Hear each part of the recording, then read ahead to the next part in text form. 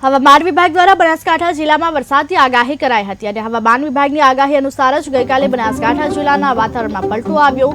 જિલ્લા મથક પાલનપુરના ગ્રામ્ય વિસ્તારોમાં ભારે પવન સાથે કમોસમી વરસાદ થયો।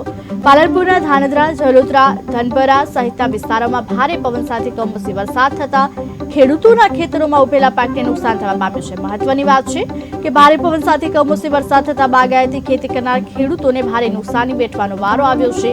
ત્યારે ખેડૂતોના ખેતરોમાં ખેડૂતોના પાકોની શું સ્થિતિ છે તે જાણવા કેટીવી ન્યૂઝ પહોંચ્યું હતું પાલનપુરના ધાણધા ગામે। પાલનપુરના ધાણધા ગામે રહેતા લક્ષ્મણભાઈના ખેતરમાં વાવેલા પપૈયા જમીન દોસ્ત થતા પપૈયાનો તૈયાર થયેલો પાક વ્યર્થ ગયો છે અને તેને જ કારણે આ ખેડૂતને વારંવાર નુકસાની ભોગવવાનો વારો આવ્યો છે।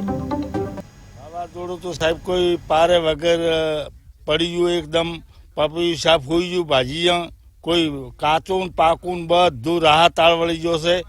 એકદમ નુકસાન ખૂબ ગયું છે।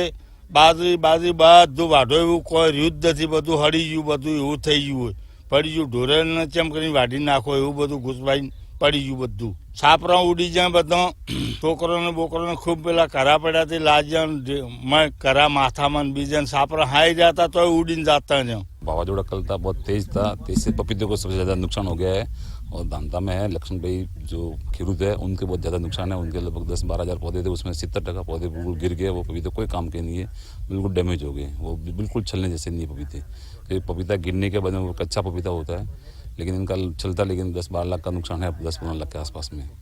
વાવાઝોડાને લઈને અમને 60% જેટલું નુકસાન થયું પપૈયાની અંદર, અને બાજરી પણ અમારે બધી હાવ સૂઈ ગઈ, એમ સોથ વાળી દીધો, નીચે પડી ગઈ, એટલે પણ પાક નિષ્ફળ ગયો। અને પપૈયામાં પણ બધા રોપા બધા મોટા મોટા માલ તૈયાર હતો પણ બધા રોપા ભાગી ગયા, એટલે એમાં તો કશું આપણા હાથમાં આવે।